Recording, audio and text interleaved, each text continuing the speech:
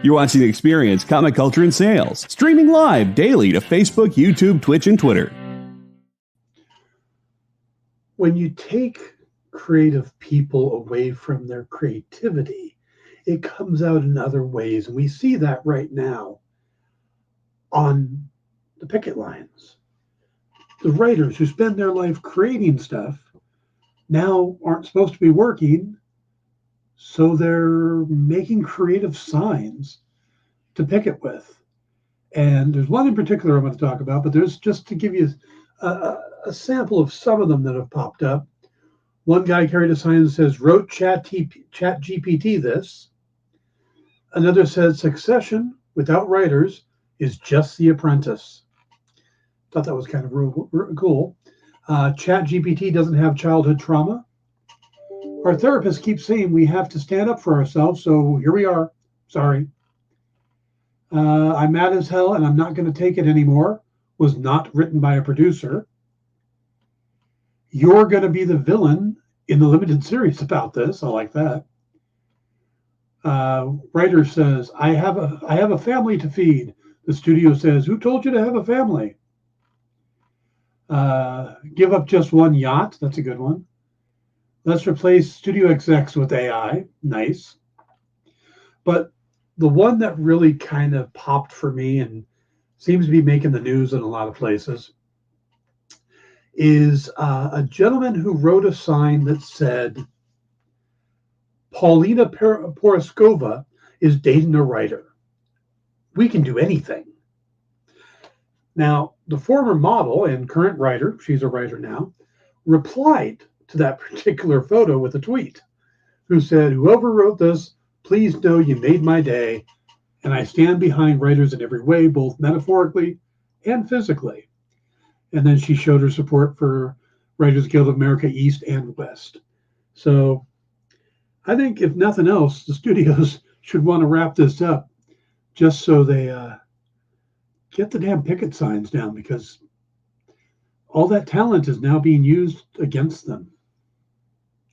There's even one out there that says, no, we really, really want to see Batgirl. Stay tuned for the Dan Wickline Show.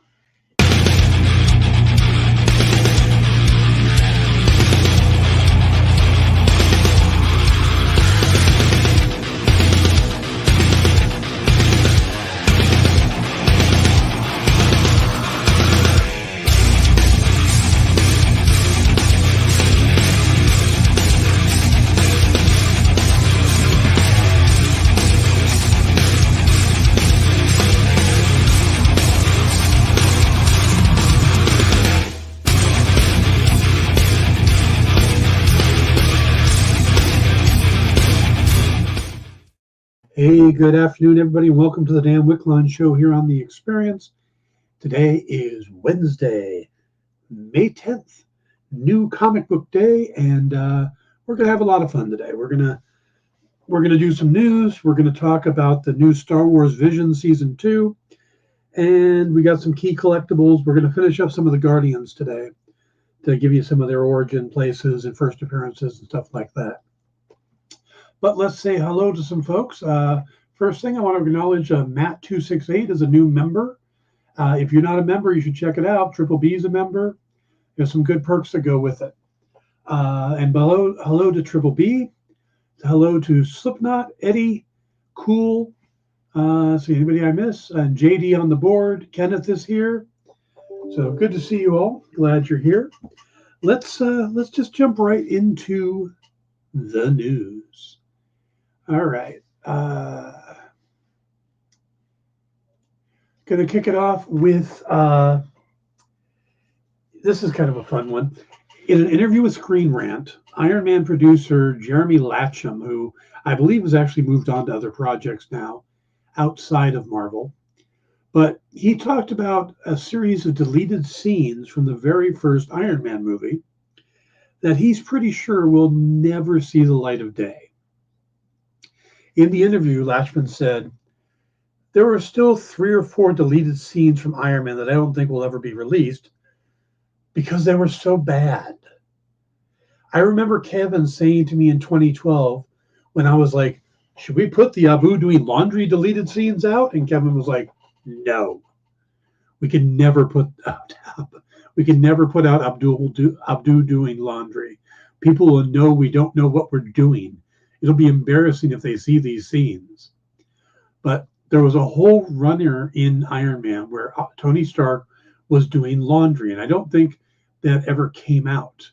Someone should look into it, but I don't think they're ever been seen. Tony is doing laundry for the captors, but he's really breaking the washing machine and stealing parts from it to build his Mark I suit. So it's kind of absurd and it's kind of wild. So that makes me want to see the scenes. Exactly. Whenever somebody says you can't see this, I want to see it. Absolutely. All right. There's a rumor going around of Ironing Man. Oh, slip.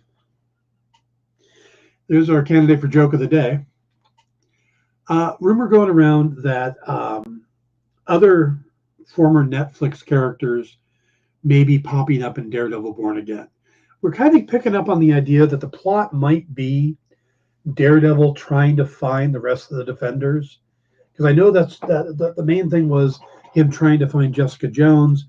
And then I don't think Kristen Ritter was available, so they might be switching it to Frank Castle. To Punisher, we know John Bernthal's coming back. But the talk is that other characters may pop up in smaller roles, such as like Luke Cage or Danny Rand. Well, along with these rumors is the one saying that Iron Fist will actually be recast. That they're not happy with the performance of Finn Jones in the Netflix series, and I've realized a lot of people are not happy with Finn Jones in the Netflix series. Now, the series was plagued in the first season by, JD will know what I'm going to say here, bad scripts. The worst comic TV writer worked on this series, and then he went over to destroy the Inhumans. But it also, they kind of rushed it. He who shall not be named, yes. And they kind of rushed it, so Finn Jones didn't really get time to work on the physicality of the character and the stunts. So now they could have easily solved this problem by having him wear his mask and then having a stunt double with the mask on. But they didn't do that. They didn't even use the mask in the entire first season. Yeah. But so season 2 was an improvement, and Jones was good, better in that, and good in the crossover moments. Like when he showed up in Defenders, he was a little bit better, and he was a lot better in the Luke Cage episode that had Power Man and Iron Fist together. But overall, the fan reaction to his performance has never been very good. So it wouldn't surprise me if they replaced him. He's one of the actors not mentioned by Kevin Feige when Marvel Television was dissolved and the characters came back from Netflix. Feige talked up Charlie Cox, Vincent D'Onofrio, Kristen Ritter, and John Bernthal, all of whom were either coming back or were asked to come back, but, conflicting interests or conflicting time schedules. So if we don't see him or we don't see Mike Coulter, that's been kind of telegraphed. So again, it wouldn't surprise me to see them get a new actor, especially since Marvel has been this was a character that Marvel was actively developing for a potential movie when Marvel Television grabbed him. So, but there is a downside here. If you recast the character, just like when it was first cast, there's the white savior trope. And I mean, you go back to 1977 and you look at, or 1970s, and you look at the character, and he is the white savior trope. He is the Asian culture, and people have to be saved by the white outsider. It's insulting, it's racist, and it offends a lot of people. So there is a huge call to have the character played by either an Asian American or an Asian actor. Now, I'm kind of mixed on stuff like that because, especially when it's a character that I really loved growing up. It was the first character in comics I came across that had the same name as me. So I really connected to it, and changing the character would really feel weird to me. But I also see it from the other side. So, but the sad thing is that whole discussion is going to come up again about casting him, and that's the part I really don't want to see but we'll see. Jay says, I liked Finn Jones, but dang, they should have trained him up more. Yeah. First season, he was learning the choreography before the scene was being shot. Exactly. Yeah.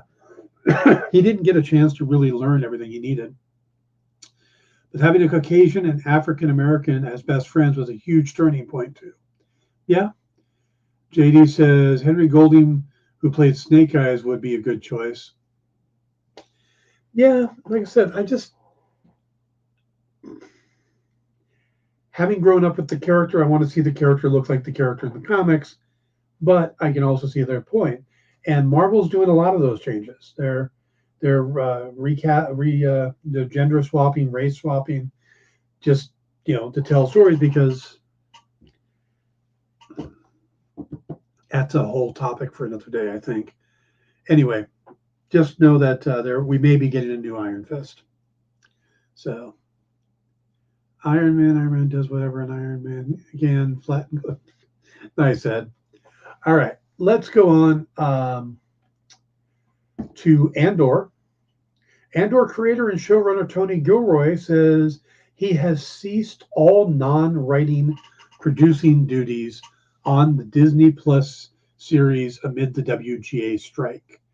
He says, I discontinued all writing and writing-related work on Andor prior to midnight May 1st.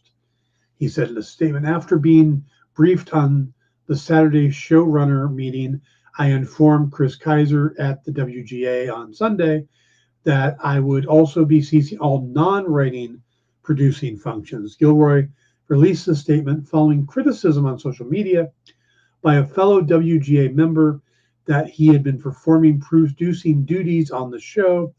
Scripts on season 2 of the series had been completed ahead of the WGA strike, which is now, of course, on its 9th day. Hey, Lyle, how you doing? Hey, Mark, good to see you. So, again, we're hearing more and more things are being shut down, are being put on hiatus, and depending on how long this goes, this could really screw up schedules. It's not like, they can just fire right back up, because there's sets, there's times in the studios, there's release dates. So this really does have the potential to screw things up huge, and you think that would put extra pressure on the studio. But JD says, I remember the big gaps in TV shows seasons from 2004. Yeah. And then there's shows that may end up getting canceled, stuff like that. ChatGTP is going to win the battle. Out. You're talking to a writer here. That's not having it, that, Mark. So, all right, let's since we're talking Star Wars, let's go on to talk about possibly having confirmation of the big bad for Dave Filoni's Star Wars movie. Now, it's not going to come as a surprise to anybody. I think we all see where the direction's going, but it's now almost seems confirmed that Grand Admiral Thrawn is going to be the big bad for the New Republic / Mandalorian era of Star Wars. In a recent interview with Empire Magazine, Dave Filoni, who created The Mandalorian and Rebels and Clone Wars, and is also the driving force behind Ahsoka. He's writing all 8 episodes of it. He's producing it. I think he's directing some of the episodes, if not all. So he's a big part of that too. Well, he's trying to bring all the components together in the upcoming film, and he was asked if he saw Thrawn as the big bad. And he said, definitely in my eyes, when Timothy Zahn wrote Heir to the Empire, Thrawn became this very iconic villain because he was different than anything we'd seen before. He wasn't another helmet wearing, lightsaber wielding bad guy, you know. There's a lot of pull to make a character that are like Vader because he's so iconic. But the boldness that Tim had was to make somebody that wasn't like that, that didn't have the abilities, but could fight in a different way. In the word Star Wars, the war part of it, him being a grand admiral, a leader, a military strategist, a Moriarty type, someone that will outthink you, outstrategize you, that really resonated. He's a critical player in this time period. We're fortunate to have the character and fortunate to have Lars Mikkelsen playing him. Filoni also talked about honoring the things that Zahn had done with the character. He said, there are a lot of factors, especially in playing with a character like Timothy Zahn's Thrawn. I want to make sure that I'm honoring the idea that Tim had. So I want to see what's in the books for the story. In the Bad Batch, there's actually some crossovers with the book Heir to the Empire and the military base on Tantus. So there are a lot of little things along the way that I've built across different mediums, all in the preparation for things that come later. So the fact that he's referring to Thrawn as Timothy Zahn's Thrawn, I find that fascinating. And I haven't read Heir to the Empire. I've actually got it loaded up on my phone to listen to. So, but I hear a lot of great about the book series, and Thrawn is a character. I appreciate what Filoni says there, and in a way, I think it's part of what didn't work in the sequel series, because Kylo Ren really just came across as, a goth light version of Darth Vader. He wasn't his own villain. In the prequel series, the villain is really the Emperor, who is different than Vader. The Emperor isn't a guy that goes out and does the fighting. He has henchmen, but he's got his evil machinations. He's political. Darth Vader is more of the physical warrior type. Thrawn is more of the strategist. So having different kind of villains makes a lot of sense, and it's something I hope they lean into going in the future. Ed says Zahn books are amazing. Was so disappointed they weren't the next 3 films. I've heard that from a lot of people. So JD says he read it in college. I really loved it. Yeah, so I'm going to be starting those pretty soon. But all right, we got one last story, which is the first plot synopsis for the MCU's upcoming Wonder Man series has been shared online, and bringing a story familiar to comic fans. Information about the Destin Daniel Cretton produced Disney Plus series hasn't been forthcoming a lot, But with much of what fans know for certain before now being its cast, we know Yahya Abdul-Mateen II is playing Simon Williams. Ben Kingsley is playing Trevor Slattery. I know there was a report about who could be playing Grim Reaper, but I don't have that off me on top of my head. Founder of the Yahya Sisterhood, very nice. And that it will take place in Hollywood. Though filming did begin on the show, protesters picketed it, the shooting outside, and now with the writer's strike, I believe it's one of the ones that's been shut down. More details about the plot are still elusive, but they have started coming out. The Hollywood Reporter had a story yesterday about how Blade and other projects were being shut down, and in it had a brief description of Wonder Man. It's kind of an odd place to get it, but the brief summary says that the series gives a superhero's perspective on the entertainment industry, centering on a Hollywood stuntman and actor trying to make it big in the movies. So, I don't know, it's kind of like the Fall Guy stuntman bounty hunter. This guy's a stuntman superhero. I'll have to see if that works out. But there were very few stories in comics of Simon trying to do the acting thing. It was always a background. I think there was one miniseries where they focused on it. So it'll be interesting to see if they use that series as kind of a basis for the story.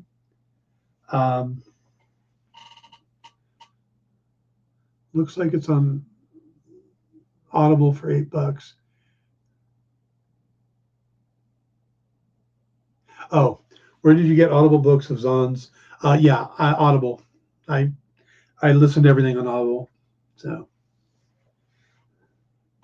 that was my jam. Love the show. The Fall Guy. Yep. So, all right, guys, that is the news. We'll take a quick break. I will check, see if anything popped up on the news sites, and then we'll talk Star Wars Visions. We'll be right back. Did you know that every Experience show, including some exclusive content, streams on Twitch? Check it out. Twitch.tv/the_EXP. Or just scan that QR code. Imagine being at a convention and going to an interview panel that's just for you. No bustling crowds, no hours-long lines, just you, the moderator, and your favorite comic book creators. Well, this is pretty much that. Miss Jen sits down every week with 2 comic book creators for a live stream interview about their latest work, and you can ask them whatever you want. It's Talking Shop, Mondays at 5 Eastern on The Experience, Comic Culture and Sales. Comic Collectibles is here for you every Wednesday with AR Comics for 2 very important reasons. To sell you rare, one-of-a-kind comics that you'll love, and to confuse AR with old man talk. You see, Rex and John are, how should I put this, ancient as the roots of the mountains. So every week, Rex and John fill in AR in yet another area of pop culture that he missed because he's too young, just didn't have the time, or just really doesn't care about. It's a real public service they provide. Come buy some super rare and unique comics, while old men explain long-dead sci-fi shows to a younger man making that confused puppy face. Every Wednesday from 6 to 8 Eastern with Rex, John, and AR Comics. Comic Collectibles on The Experience. Comic Culture and Sales. What if Hans Gruber from Die Hard had to battle the Joker from Batman the Animated Series in a dance battle? Or who would win in a race between Baby from Baby Driver and Snidely Whiplash? If Austin Powers and Shrek found themselves in a hot dog eating contest, who would emerge victorious? These are the questions we talk about on Nerd Killer Warfare. Debate the most absurd questions you've ever heard in popular culture. Register now by scanning the QR code or visiting bit.ly/EXP casting.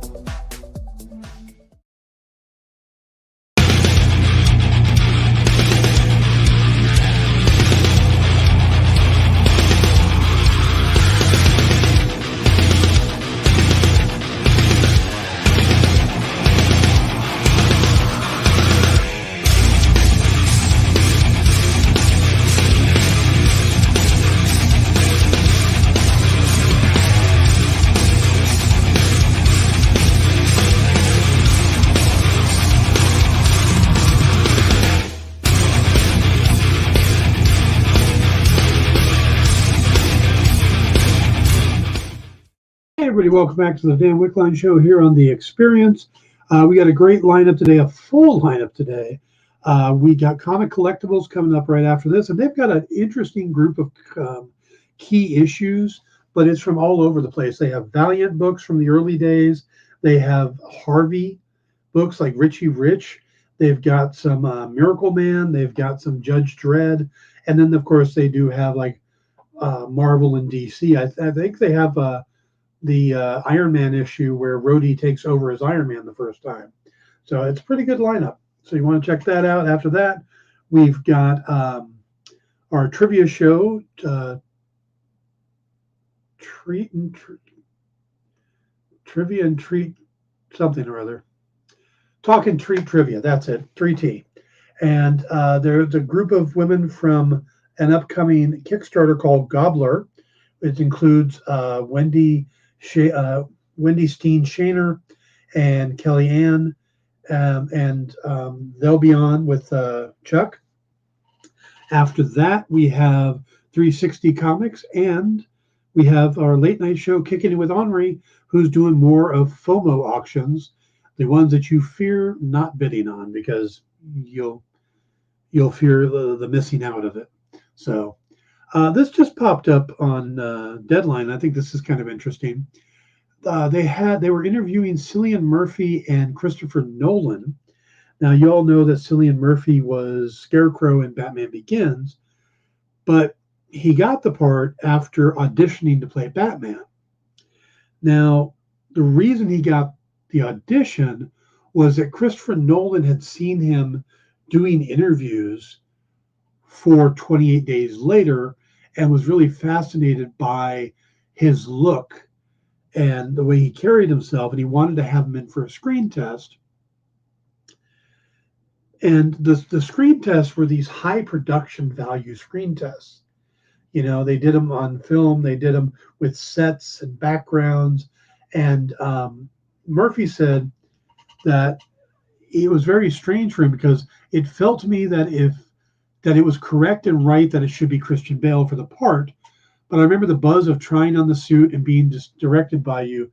Those tests were high production values. And Nolan says, I think both of us knew that you weren't going to wind up playing Batman. But I really wanted to get on set with you, and I wanted to get you in the film. So we did those screen tests very elaborately on 35 millimeter film with little sets. There was just an electric atmosphere in the crew when you started to perform. So Nolan says, we did two scenes. There was a Bruce Wayne scene and a Batman scene. And I made sure that the executives came down and watched what you were doing on set. Now, everybody was so excited by watching you performing that when they said, okay, Christian Bale is going to be Batman, but what about Cillian to play Scarecrow? And there was no dissent. So all the previous Batman villains had been big stars, Jack Nicholson, Arnold Schwarzenegger, Jim Carrey, that kind of thing. So he wanted them to take this big leap and go with basically a nobody at the time. So he did it by getting them to see him as possible Batman and then going with who they wanted as Batman and using that as a door for getting him in as Scarecrow. I think that's a pretty cool story.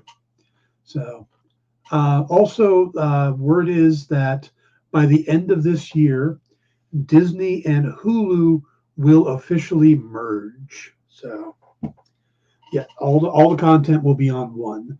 But they're also saying they're gonna produce less for Disney Plus going forward. They're gonna start knocking back the amount of content they're making for it.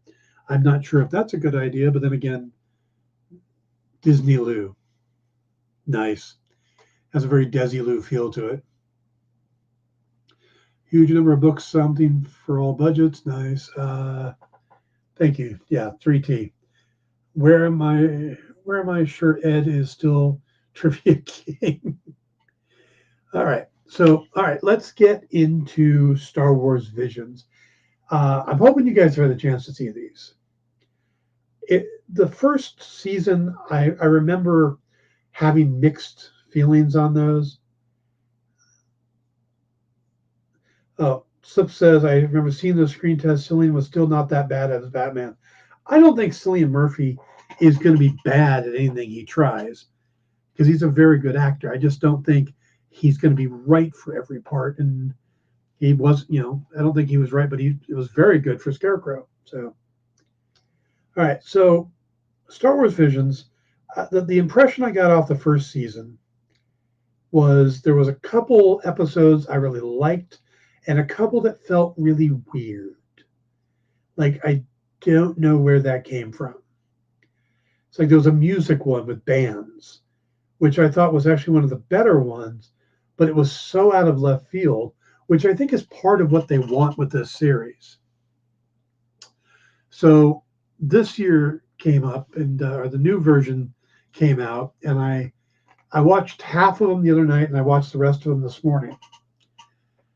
And they're all very different. And there's a couple that really stand out to me, and a couple that I just couldn't get into. But I'd say the mix is better this time. In the first season, I'd say it was like 8 or 9, and it was maybe 50-50, 64. I mean, I think there might have been a couple less, a couple less that I liked than I didn't like. I remember the one, the Total Ronin one being good, the punk or the rock and roll one being pretty good, and then the brother and sister one. I mean, they didn't stick in my head. That's the whole point. Yeah, the anime one with the twins. Yeah, that's the one. It's like, eh. So this season, I saw some of the choices of studios were a little different. Like one of them, and I think it's the same studio that does Wallace and Gromit. There's another one that has it's an Indian animation studio from India. So you got a lot of diversity on this one.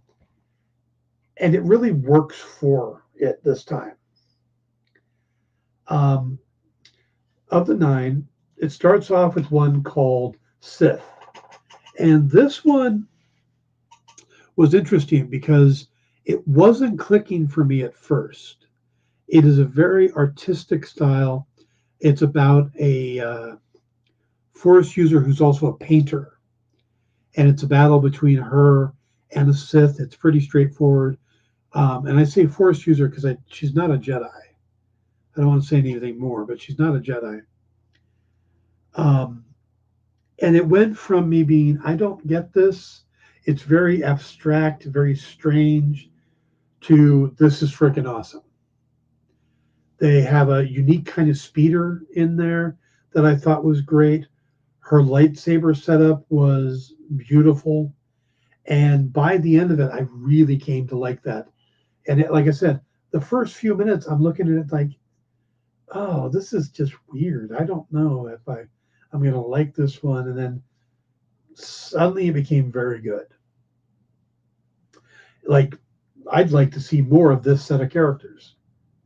And I don't have that reaction with all of them. Some of them, it's like, oh, this is a nice self-contained story. Now, the opposite of that is Screecher's Reach, which is like almost like a coming of age story with a bunch of kids. And this one didn't click for me. And I'm starting to think that with animation, more so than anything else, whether you like something or not, it's going to become down to the art first. I have read comics that I haven't liked the art, but I love the story.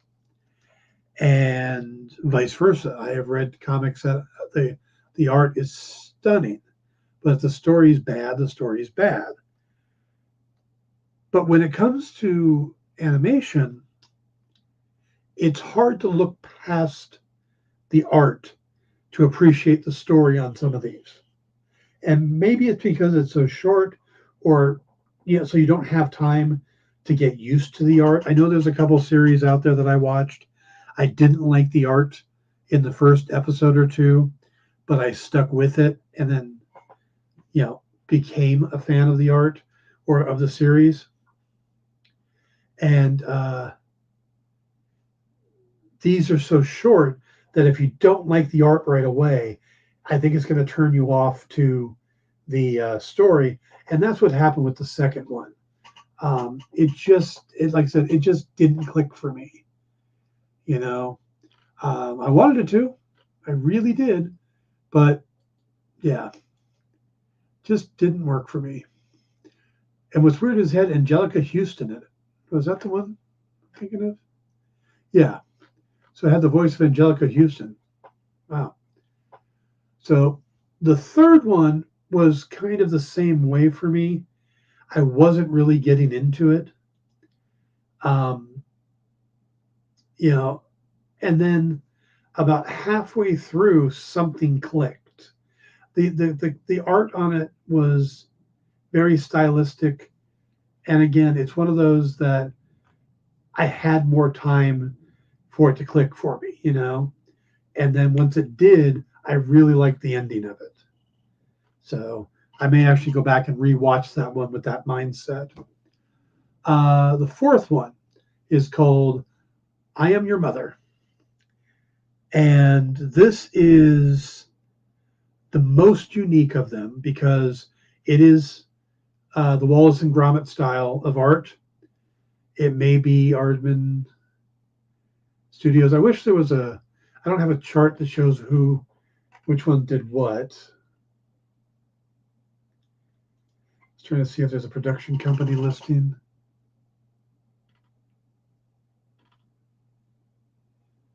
No. Well, this one is very different than all the other ones because it has nothing to do with the Force. It is a race between young pilots. And the best thing about it is, besides the very cool animation, the fun story about this young girl who's embarrassed by her mother, but he kind of comes around on it, is that Wedge Antilles is in it. He's the guest host for the race, and he's shilling his own merchandise. And they actually get Dennis Lawson to voice him, and it's the best part of it. Is you actually, you know, it's Wedge, you know. Hey, Kenneth, how you doing? So, if you know, that's the most direct connection to the Star Wars universe, other than, oh, it's a lightsaber, oh, it's a speeder bike, oh, it's you know, a Jedi or a Sith. This is an actual named person showing up. So that's pretty cool. Let's see. After that, the next one was, I didn't love the story, but I loved how it was told, if that makes sense. There's this girl with this idea that she can do something that will end the war, that'll bring balance to the world. But what it is she's trying to do, the MacGuffin of this story, is kind of nonsensical in a way. Big leap of faith one. But it's a redemption arc for a Jedi. It's two people becoming friends, and it's really nice art style too. So this one, Journey to the Dark Head. I really like that one a lot. The next one was another one that I just had a hard time getting into. It's called The Spy Dancer. I think the art was really nice. But the story itself, about a mother who is part of the rebellion, and while she wants to take out all of the Empire, she sees someone who might be her missing child. And it has a little bit of a James Bond thing going on to it, which is interesting. So I didn't particularly like the story, but I get it, you know. So from there, the next one is The Bandits of Golak. This one is stunning.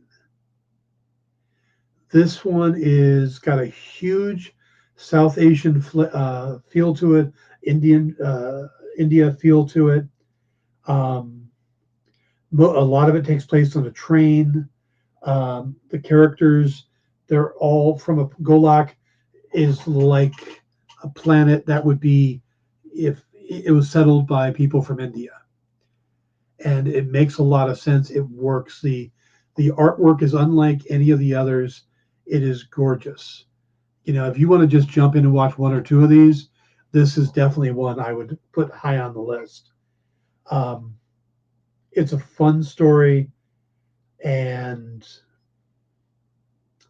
it's a story about sibling watching out for each other. So that's probably my favorite of these with the first one being second.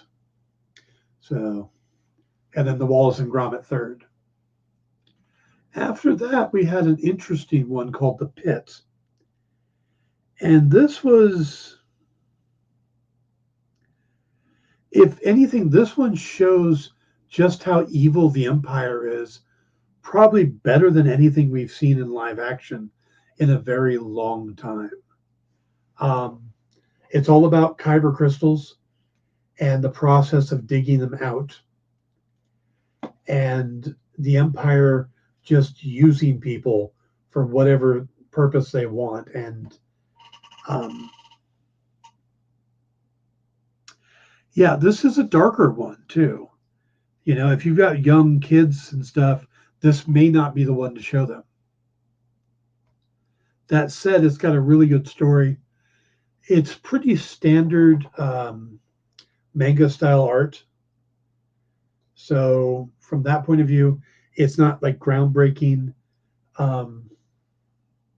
where a couple of the other ones, just the art's just like a step above. This one's good. It's consistent. It's good.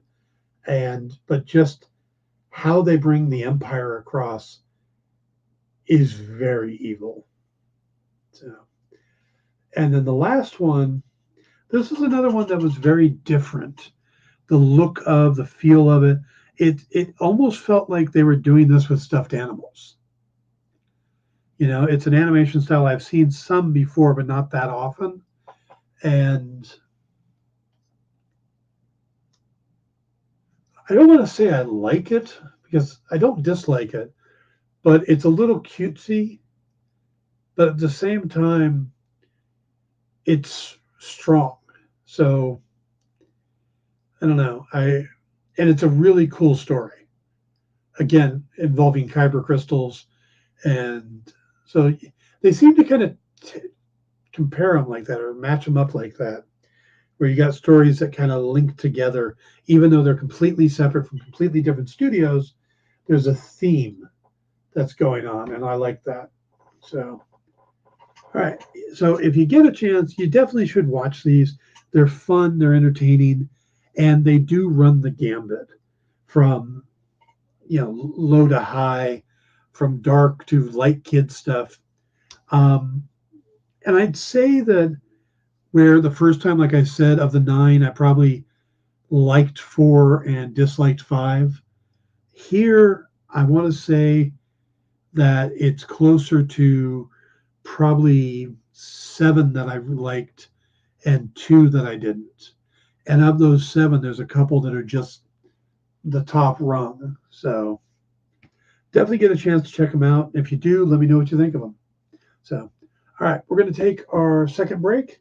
And when we come back, we'll do some key collectibles and go from there. So stick around. We'll be right back. Why was Princess Zelda sad after watching a bunch of YouTube videos? She couldn't find the link in the description. We'll stop if you subscribe to our YouTube channel. It's super easy. Click subscribe and click the bell when you do. And thanks for supporting the EXP.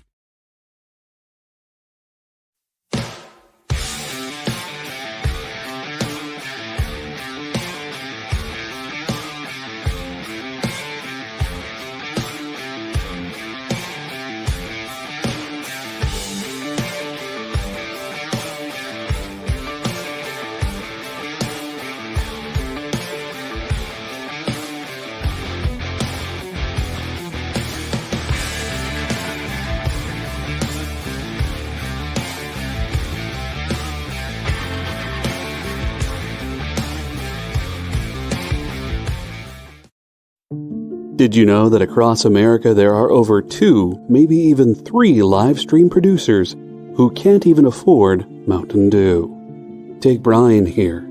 Brian has gone 2 weeks without a sip of Red Bull. If it goes on much longer, he may take a shower and get a real job. Situations like this are as tragic as they are preventable.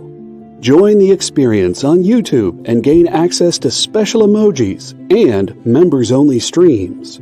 For less than a cup of coffee, you can keep socially awkward hermit people working from their parents' basements where they belong. Scan the QR code on the screen to join. You'll be glad you did.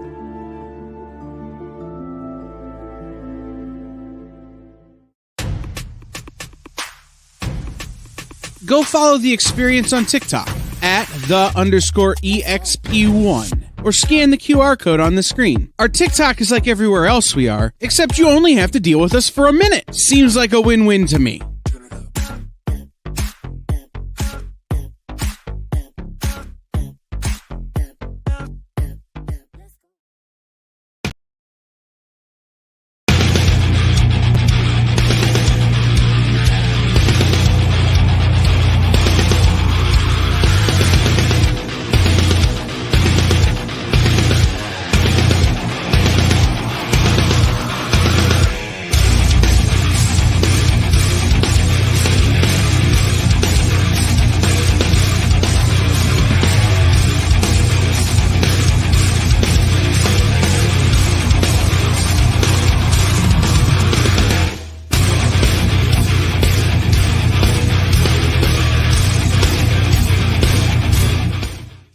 Hey everybody, welcome back to the Dan Wickline Show here on the Experience.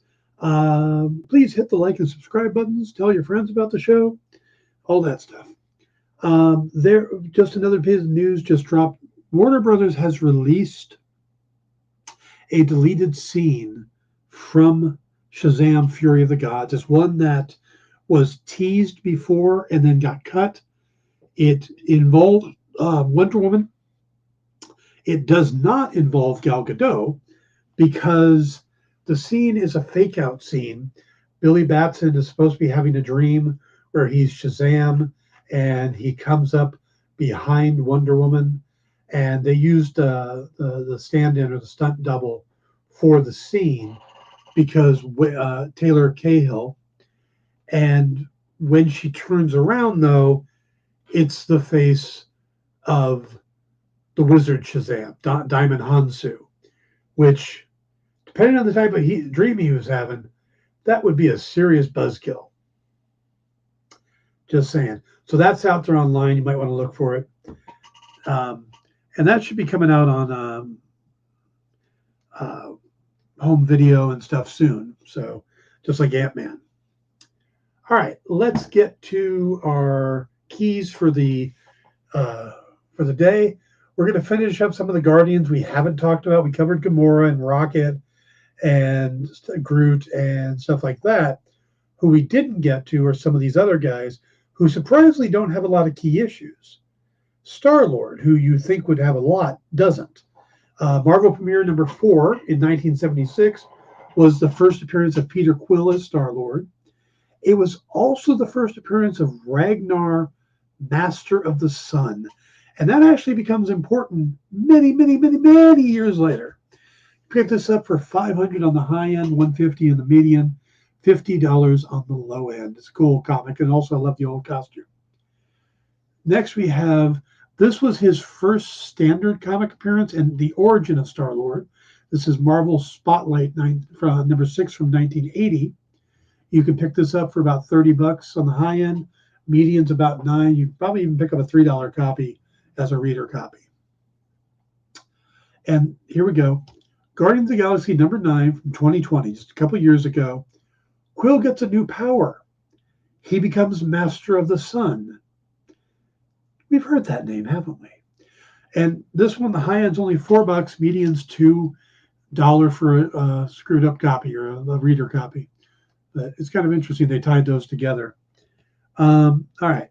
Now we're going to shift over to the first appearance of Drax the Destroyer. He first appeared in Iron Man number 55 in 1973. High end on this one is $1,400. Median's about $480, low end's $135. So he's Dayman, Fighter of Nightman, Champion of the Sun. Okay. All right. Also, after that, we have Captain Marvel number 32 from 1974. This is where we learn the origin of Drax the Destroyer. High end on this is $1,200. Median's $450, low end's $95. So you can see Drax is much more valuable than Star-Lord of all people. Drax the Destroyer #1 was his first ever solo series, but this was introduced the new look he has, which would end up years later in the MCU, the tattooed look, instead of the big purple suit. High end of this is only $5, so median's $2, low end's $1. All right. Avengers 257 from 1985 is the first appearance of Nebula, the adopted daughter of Thanos. High end on this is $45, median's $12, low end's $5. And this is the Nebula that looked relatively normal except for blue skin. She had long black hair, stuff like that. So she wasn't a cyborg yet. Then we have Avengers 260 from 1985. This is the origin of Nebula. High end on this is $8, median's $2, low end's just $1. And then here in Silver Surfer #72 in 1992, Nebula gets her cyborg look, which is how we know her now in the MCU. High end on this is $5, median's $2, low end's $1. And we got a couple of Herald of Galactus there. And of course, we have Nebula #1 from 2020. This is Nebula's first ever solo series. High end on this is $12, median's $3, low end's $1. And you might recognize this art if you're a Marvel Snap player. This is the alternate Nebula card that they're introducing this month. They just brought Nebula into the game, and she's a pretty cool card. But this is the alternate one you get if you get up to 50 on the season, the Guardian season. So just throwing that out there. Okay, I think that's all our books for today. All right, guys. The writer's strike thing is on a lot of people's minds. And we talked a little bit about what they're after. And yes, I'm a writer. But I am also a logical person. And I can see both points of view on this. I know studios are trying to make money for their investors, for themselves, and trying to put out a product. So they're trying to save money like every business does. The writers are trying to make as much money as they can to get what they're fairly owed, So I get that both sides, I don't think either side here is evil. It's what they do.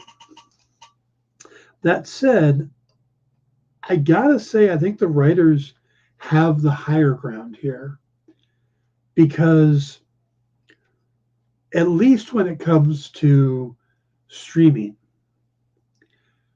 because their revenue paths are being cut off, their revenue sources are being cut off by new technology. So when the only way you made money as a writer was you worked on a show, that you got paid for the script, and then later on when it reran on networks, you got money for it. If it went to syndication, you got smaller money, but you still got money. And the way it usually works is if you made, I'm going to use some outrageous numbers here, or low numbers, but if you made $150 on a script, when it reran, the first time it would cut it in half, it'd be $75. When it reran the next time, it would be cut in half again, another rerun, another. So eventually how much you make gets smaller and smaller. And then there's a day you get checks for like 14 cents. Well, when home media came out, digital stuffs like Blu-rays and on demand and stuff like that, it changed how things were done, because now instead of people watching them that way, they didn't get any money from the media sales. Also, with the more and more channels coming out, more and more content being produced, there's less and less reruns. I mean, when's the last time you saw a rerun of something that was, I grew up watching during the day, there was reruns of My Three Sons and the Brady Bunch and Lucille Ball and Superman, and I mean, all these shows were reruns. The Jeffersons, What's Happening.